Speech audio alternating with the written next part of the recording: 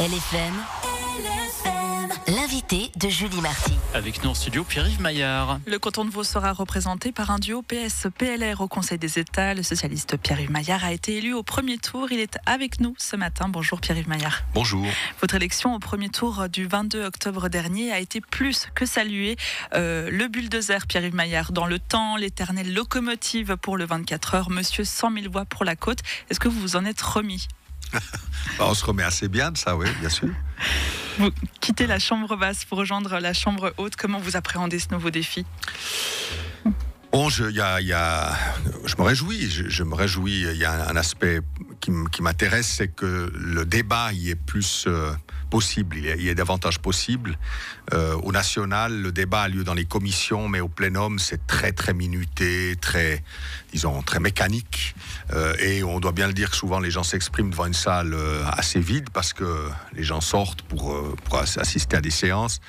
Tandis qu'au Conseil des États, on peut s'exprimer librement, on peut prendre la parole sur un sujet où on n'était pas en commission, même si évidemment ça change pas forcément les rapports de force politiques, mais je crois qu'on a plus de chances de convaincre au Conseil des États qu'au Conseil national, en tout cas devant le plénum. Donc ça, je me réjouis assez parce que c'est quand même pour ça qu'on fait de la politique, c'est pour débattre et argumenter et convaincre. Hier, Pascal Bourlis, votre futur collègue, nous disait qu'il se réjouissait de rejoindre le Conseil des États, notamment pour la collaboration avec le Grand Conseil, avec le Conseil d'État, donc avec une plus grande collaboration finalement avec le canton de Vaud. Qu'est-ce que ça change pour vous? Vous êtes assez d'accord avec lui? Bien sûr qu'on doit prendre au sérieux le rôle de ce Conseil des États. On l'appelle la Chambre des cantons, donc on doit tenir compte de l'avis des cantons.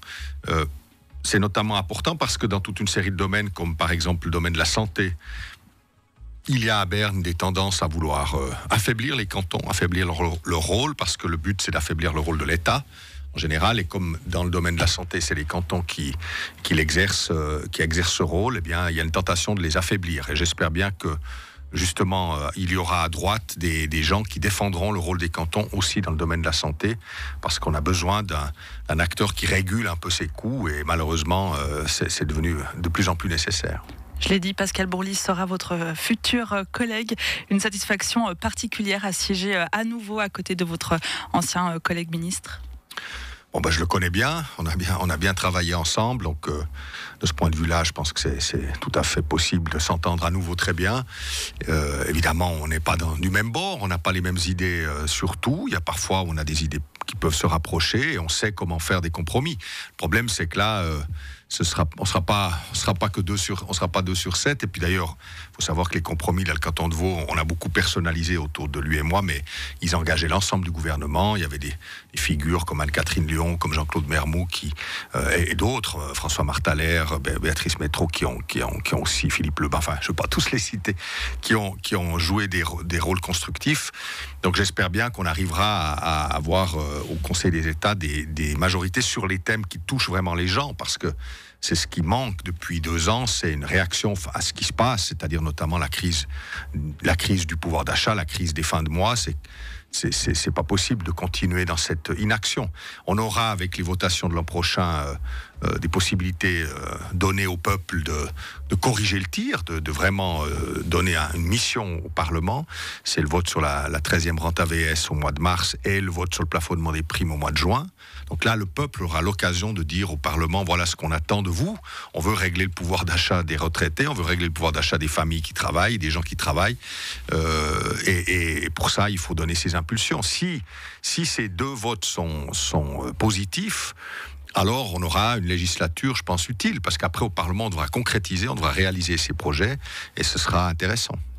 On le sait, à Berne, c'est plus difficile de faire entendre sa voix. Vous l'avez dit, les débats vont être peut-être plus mouvementés, avec justement cette fameuse droite alémanique. Comment faire pour défendre les intérêts du canton de Vaud? Bon, c'est vrai que la population vaudoise vote souvent plus à gauche qu'elle n'élit, mais alors en plus de ça, évidemment, on élit aussi chez nous plus à gauche qu'en Suisse alémanique. C'est pour ça que c'est important de bien renforcer cette gauche pour que l'avis, qui est souvent celui de la majorité du peuple vaudois, soit mieux défendu à Berne. Alors on verra, c'est au-delà des questions linguistiques, il y a surtout l'influence des groupes d'intérêt et des lobbies qui est très très forte dans la politique fédérale. Elle commence à arriver aussi au plan cantonal. Je vois que dans le domaine de la santé, notamment les acteurs privés de la santé ont compris qu'il fallait aussi s'intéresser au Grand Conseil. Ils ont commencé leur travail d'infiltration assez efficace. Mais c'est très fort au plan fédéral, et notamment dans le domaine que je connais bien, celui de la santé, mais aussi dans d'autres, que ce soit dans les questions fiscales ou les questions de locataires, par exemple, enfin immobilières. On a cette puissance des lobbies qui est effectivement impressionnante. Et qu'on doit arriver à corriger par la démocratie directe. Encore une fois, quand le Parlement est à ce point verrouillé par des lobbies, il reste le vote populaire. Alors là aussi, les lobbies agissent avec beaucoup de moyens dans les campagnes.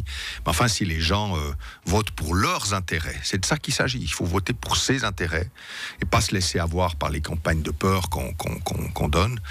Eh bien, je crois que la démocratie suisse peut fonctionner. Et puis, les lobbies peuvent perdre de l'influence quand les partis politiques qui sont sous leur influence constatent qu'ils deviennent déconnectés du peuple.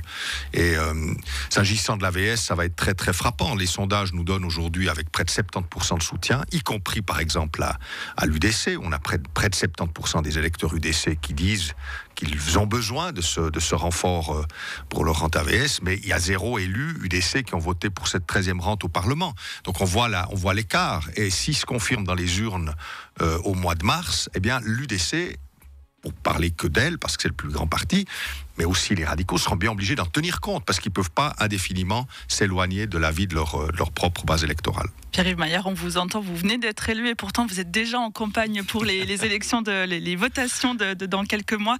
Un mot encore, vous avez été élu, donc on l'a dit, le 22 octobre dernier, ce qui n'était pas arrivé depuis 1999 lors d'un premier tour. Je l'ai dit, votre élection, elle a été largement saluée par la presse, par certaines personnes. J'ai repéré sur X, anciennement Twitter, un tweet de Manuel Tornard, ancien maire de Genève, qui disait c'est Maillard qui devrait être au Conseil fédéral. Qu'est-ce que vous en pensez ? D'abord, je le salue bien, Manuel. Ça a toujours été un soutien loyal et fidèle. C'est vrai que, et puis je sais aussi été une figure politique importante à Genève et au Palais fédéral. Voilà, pour le reste, j'ai déjà dit ce que j'avais à dire. Je pense que mes chances seraient de toute façon très faibles. Et puis par ailleurs, encore une fois, j'en ai parlé, les 2 votations populaires de l'an prochain sont absolument centrales pour l'avenir de notre pays. Et je veux m'engager à fond là-dessus. Et je veux le faire du bon côté de la table. J'entends quelques appels du pied de gens qui normalement ne m'éliraient pas, mais qui disent « Ah, cette fois, ça pourrait marcher ». Je vois bien que, évidemment, si j'étais au Conseil fédéral, on me chargerait de dire le contraire de ce que je viens de vous dire s'agissant de la 13e rente, et donc je suis pas naïf, je vois bien qu'il y a aussi ça comme enjeu, donc je veux me battre pour ces projets parce que je suis profondément convaincu que pour l'avenir de notre pays, ils sont absolument centraux, et c'est à ça que je vais me consacrer ces prochains mois. Eh bien, on suivra vos débats et tous ces dossiers largement concernants à suivre. Merci Pierre-Yves Maillard d'avoir été avec nous ce matin. Merci à vous. 7h28, bienvenue sur LFM. LFM. Les plus belles chansons.